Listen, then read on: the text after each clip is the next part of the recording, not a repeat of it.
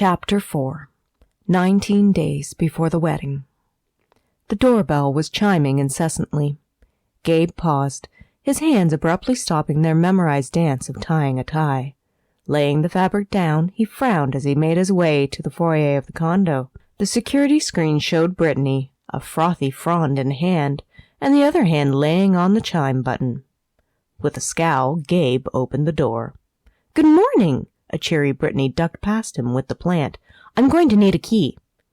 "There is no key. It's a facial recognition program." Gabe looked in the hall to find boxes waiting. He wondered how she had gotten past security. "Why are there boxes in the hall?" "I'm moving in," announced Britney.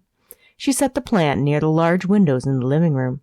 "Do these windows have blinds? I don't want Betty to get sunburnt." "Betty?" asked Gabe in complete confusion. "The plant," explained Britney. She turned the pot a little, then stepped back to examine her work. "I think she'll be quite happy here unless it's too much sun." "Why are you bringing me a plant?" questioned Gabe. He wondered if this was some bizarre ritual he had never heard of. Give a girl a ring, get a plant in return. "There are no blinds. The windows automatically tint when the afternoon sun hits them." "Betty is mine. I'm certainly not giving her to you. I named her after Earl Minton's mom." "It seemed fitting," clarified Britney. "Windows can automatically tint?" "Custom-installed sensor technology. Why are you here?" An impatient Gabe wondered. He didn't like having his morning routine interrupted. Briefly, he thought about asking why she had named the plant after Mrs. Milton, then decided he really didn't need to know. "I'm moving in," declared Britney with a happy smile. "It only makes sense. Do you have a spare bedroom? Otherwise, I'll take the couch." A speechless Gabe watched as she poked around the condo, finding the spare bedroom, which currently housed a few boxes of items Gabe had never gotten around to throwing out. When he had moved into the condo, Gabe had thought about a home office or some workout equipment for the room. Somehow, he had never gotten around to it and never even used the extra space. "Perfect!" An excited Britney clapped her hands. "It's like a blank canvas. I can just move right in." "No." The word finally made its way past his lips. "You are not moving in." Britney sighed. "We are engaged. We're getting married in less than 3 weeks. I have decided to sell my condo. It makes sense to move in early, so the realtor will be able to show off the condo to prospective buyers at any time. I'm taking over your spare room." "No, you are not," managed Gabe more firmly. "Isn't it bad luck to move in together before the wedding?" "That's seeing the bride on the wedding day before the wedding," answered Britney. "I didn't think you were a superstitious sort of person. I don't believe in luck." "Moving in before the wedding isn't exactly done. Your mother can't approve," pointed out Gabe. "My mother is over the moon that I'm marrying a Ramsley. If I would have told her that I was moving in, she would have packed my bags for me. Of course, she and Dad are hoping I would be marrying Max," shrugged Britney. She marched to the hallway and grabbed a box, heading for the second bedroom. "Max?" frowned Gabe. "The youngest of David's sons? Your cousin?" Britney raised an eyebrow. "My parents thought they would be merging dynasties with Dad's boss, David. They were pretty disappointed where he married Paget." Gabe had no idea what to say to an impromptu confession. This happened often with Britney, he reflected. She said nonsensical things, leaving her listeners with their heads spinning. "Mom doesn't really like you. She thinks you're a snobbish stick in the mud, which is funny because that's what she pretends to be, a snobby socialite." Britney dumped the box on the floor.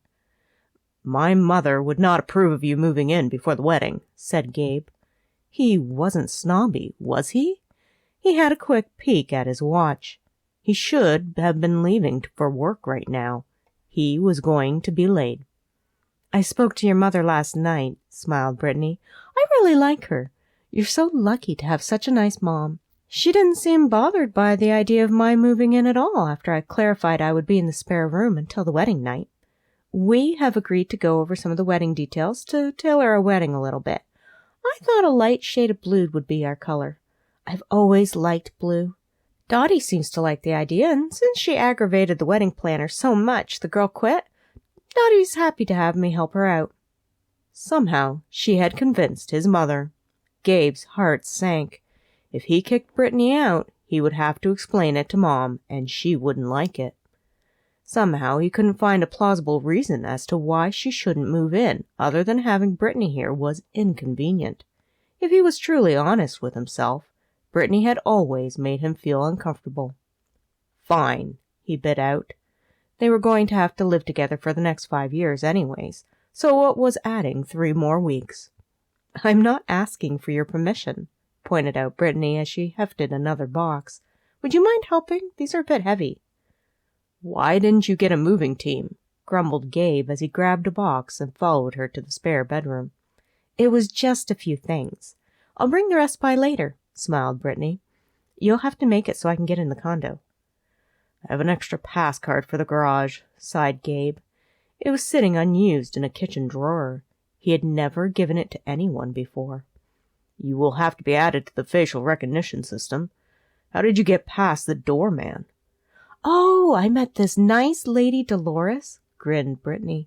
As soon as she heard I was engaged to you, she was more than willing to sign me in as a guest. She lives just down the hall. I think we should invite her to the wedding. Gabe wondered what was the point of living in a high-security building when his neighbors were willing to let anyone in. For all Dolores knew, Britney could have been his stalker. She had been at one point. Great. I thought you would be happy to invite her, chirped Britney, ignoring his sarcastic tone of voice as they grabbed the last 2 boxes. She is such a sweetheart. We've offered to exchange meatloaf recipe. Do you like meatloaf? I can make some for dinner. I have a meal service, Gabe informed her. You can cancel it, advised Britney. I'm more than willing to cook for us. That's not necessary, began Gabe, but he was cut off by Britney. I love to cook and bake, gushed Britney. I find it very relaxing. Maybe you should try it sometime. That is not going to happen, firmly stated Gabe. He glanced at his watch. He was now extremely late. I need to get to work. Oh, am I holding you up? Blinked Britney in surprise. You should have just said so. I can unpack on my own. Gabe grabbed the pass card out of the kitchen drawer, putting it on the counter. In the foyer, he touched a few buttons on a screen. The pass card is what you need for the parking garage and the elevator. I will tell the doorman to add you to the building roster, but you will need to talk to them as well. Stand here and look at the dot on the screen. A confused Britney stood where he showed her, looking at a dot on an LCD screen. A moment later, her face appeared. Wow, it just took a picture of me. With a couple of touches, Gabe added her to the system. Press the doorbell and look straight at the screen outside the door when you want to come in. The system will recognize you and open the lock. How expensive is this? Wondered Britney as she looked at the screen. Is this even on the market yet? No, it's a before-market prototype. I'm testing it for Ben.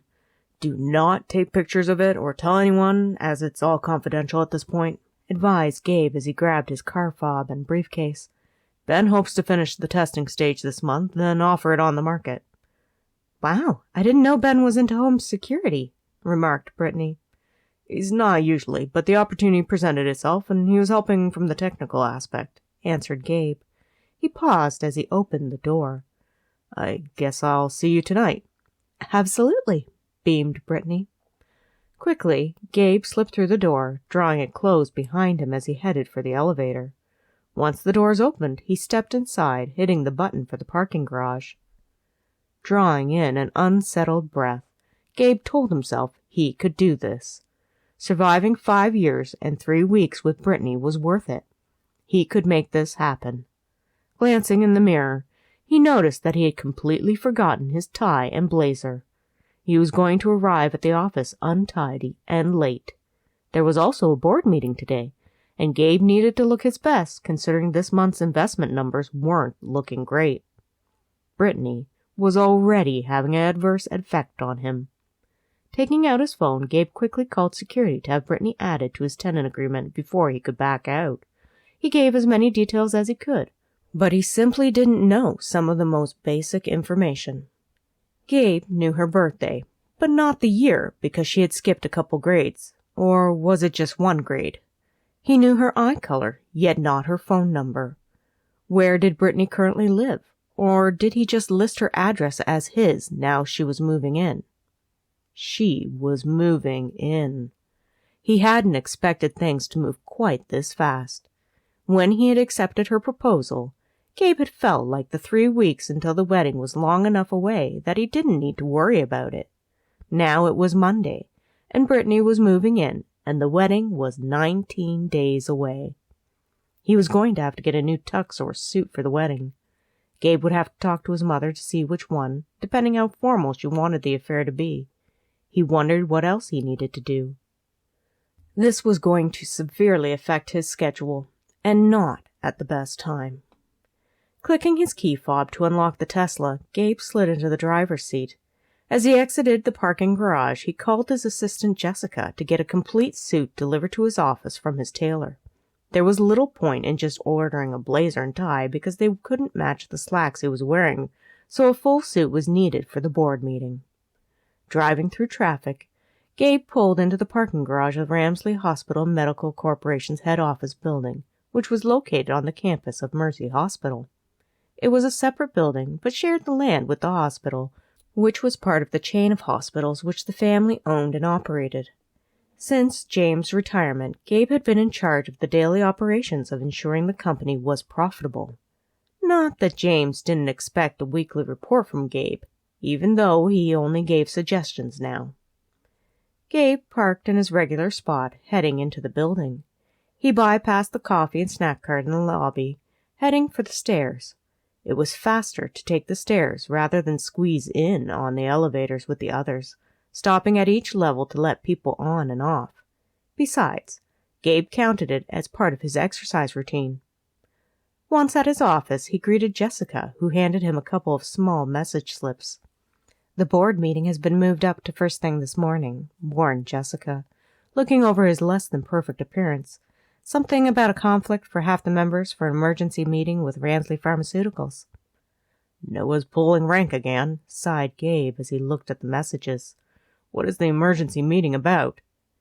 Jessica trailed him into his office. "You didn't hear from me, but the FBI has frozen the company's accounts for their investigation.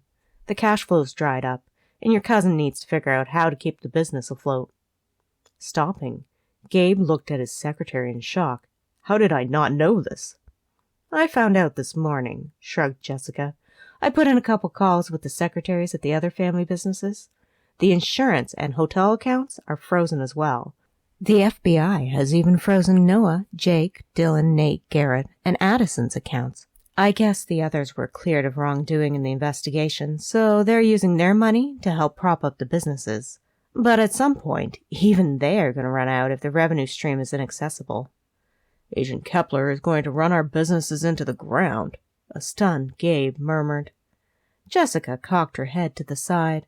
"Why hasn't Ramsley Hospital Medical Corporation been under scrutiny?" "We have," Gabe said shortly. "My father was investigated." "Yet our accounts are fine." She gauged his reaction. "Father paid his fines for his initial involvement," reluctantly admitted Gabe. He trusted Jessica to be circumspect with the information. She was a fiend when it came to holding secrets, but getting gossip from others. More than once, Jessica had proved her worth. "However, he pulled out of David's schemes years ago. The courts were more lenient, and the matter was settled privately." As much as he trusted his secretary, he wasn't about to tell her that James had instigated the entire investigation by confessing his part in the illegal drug operation and money laundering scheme. It was bad enough. All of Gabe's uncles were now in prison, awaiting trial for their criminal behavior. "There is a problem," noted Jessica. It was obvious she knew there was more to the story, but wasn't about to press her boss for details at this time. "Your tailor had a minor fire last night. A coffee machine sparked and the smoke set off the sprinklers. Everything is soaked." Gabe felt a flicker of annoyance. He could go home and change, but Britney was there. He set his briefcase down on the desk. "I'll tell the board that I spilled coffee on myself." "Dyson wants to push a motion to stop the pro bono surgeries again." warned Jessica as she stepped out of the office back towards her station. "The meeting is at 10, boardroom D." Dryson always wanted to stop any charity work that they did, citing it was draining the company's balance sheets. What Dryson really meant was the Skinflint felt the charity work was taking more money from the investors' pockets, including his own. Truth was, the charity work brought in extra funds through the fundraising process and paid for itself. Once again, Gabe would be forced to prove it through the numbers. It was a waste of his time, but Gabe would do it. Most of his job was keeping the company profitable, dealing with any emergencies, press relations, and calming the board and investors. While he took pride in upholding a tradition of family business practices, Gabe sometimes found it a little tedious. However, he had no idea what else he would do. This was what he had been born into and what was expected of him. It was what he expected of himself. Pulling out his laptop and hooking it up to his monitor, Gabe realized in his haste to leave the condo he had forgotten the USB stick containing the reports he needed for the meeting. It was okay, he reasoned. The USB was just a copy, so he could work from home. The real data was in the data storage device Ben had rigged up for him. Gabe didn't trust backing up his items to some random space on the internet. He preferred to have it in physical form. It was gone. "Jessica?" Pressing the intercom on the phone, Gabe talked to his secretary. "Where's the backup storage device for my computer?" "Ben has it for scheduled maintenance. He'll return it just before lunch," she reminded him. "We talked about this on Friday. All you need for the meeting is the USB copy of the reports." The USB stick, which he had left at home. Checking his watch, Gabe had less than 20 minutes until the meeting. There wasn't time to get to the condo and back before the start of the meeting. The only possible solution to his problem was one he didn't like at all. The worst part, he didn't have Britney's phone number. If she wasn't at the condo, then he had no way to get in contact with her. Pulling out his cell phone, Gabe called his security system phone number, patching himself through the screen system. He could see by video on his phone Britney was happily searching through his kitchen, humming under her breath as she looked through what he had on hand for food. Faced with empty cupboards and a fridge which contained only basic condiments and a few drinks, she huffed as she looked into a freezer which had only ice. Gabe rolled his eyes and pressed the call button. He waited while Britney was startled at the chiming of the security system. There was one in the kitchen, and she peered at the screen before pressing the button to accept the call. "I told you I have a meal service," he reminded her. "You have nothing in your kitchen," complained Britney. "What do you do for snacks?" "I'm rarely home before 7, explained Gabe. "I eat my pre-ordered dinner, go through whatever reports I need to, and go to bed. I get any snacks from the cart service at the office. It's convenient. Now, I need you to do something for me." "You need me to make you some real food," inserted Britney, tucking her hair behind her ears. "Something better than from a coffee cart." "No," spoke Gabe firmly. "I need you to grab the tie and suit jacket laid out in my bed. More important, there's a USB stick in the living room, probably on one of the side tables. I need it at the office immediately for a meeting which starts in less than 20 minutes. I will get you cleared through security and you can come directly to my office to drop the items off." "I suppose I could," mused Britney. "Then I can grab some more boxes on the way back." "Thank you," breathed Gabe. Maybe this having a wife business wouldn't be too bad. Then again, he wasn't prone to forgetting things. If Britney hadn't interrupted his morning, Gabe would have had the reports and been dressed properly. "I really appreciate this." "I'll see you in a bit," smiled Britney before she shut off the call. Gabe could still see her via the cameras installed around the apartment as she gathered the necessary items, found the USB stick, and headed out the door. He had a sigh of relief. Problem solved. "Looking a little casual today," commented Parker as he entered Gabe's office without knocking. He slouched in one of Gabe's leather chairs. "Better finish getting dressed before the board meeting. Dryson is looking to score points and start a mutiny." "Dryson doesn't have the votes," scoffed Gabe. "He likes to talk big, but he'll never be head of a coup." We need to keep this whole situation under control, warned Parker. Otherwise a coup might be a very real threat.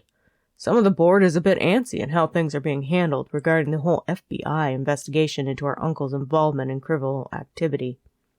We aren't being investigated, pointed out Gabe, which means we're handling the situation perfectly.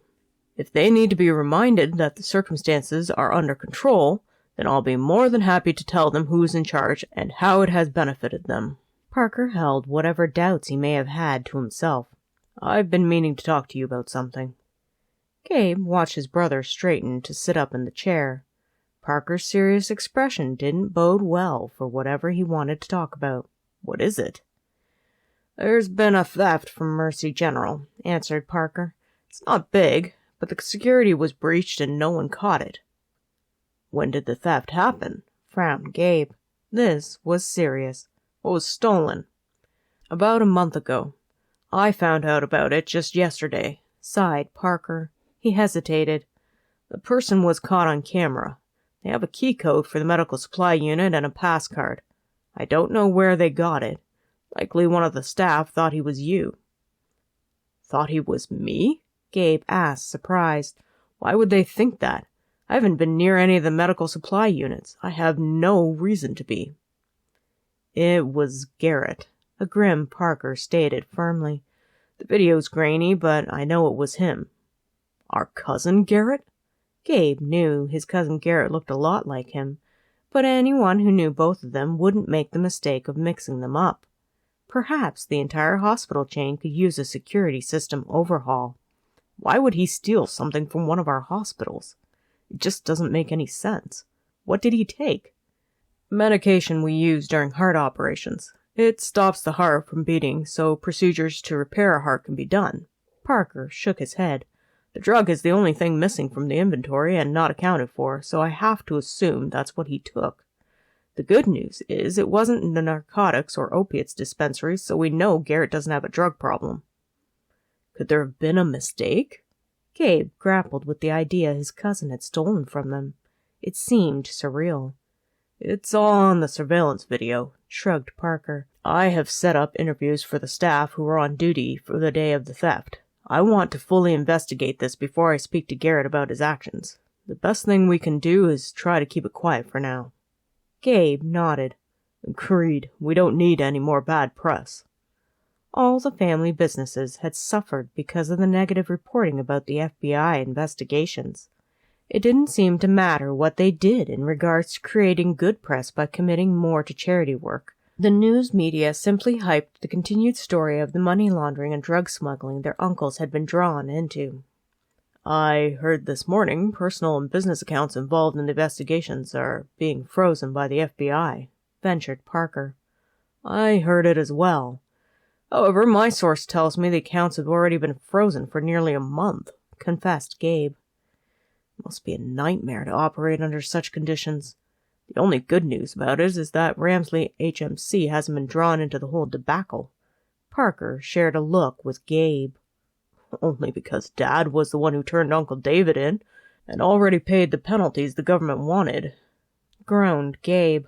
What are we going to tell the family? What do you mean? Parker asked in confusion. Why do we need to tell them anything? They'll just be angry Dad started this whole snowball of an investigation. You don't think that they aren't going to wonder why we aren't being investigated? Gabe raised an eyebrow. Why our accounts aren't frozen just like theirs? I don't think it's going to be enough that we just tell them Dad and Ramsley HMC wasn't involved in the money laundering, especially since Dad was at the beginning. Sometimes it's better to let secrets be secrets, advised Parker. It's not like anyone has been asking questions. They will. We need to have a united front on how to answer those questions, predicted a gloomy Gabe.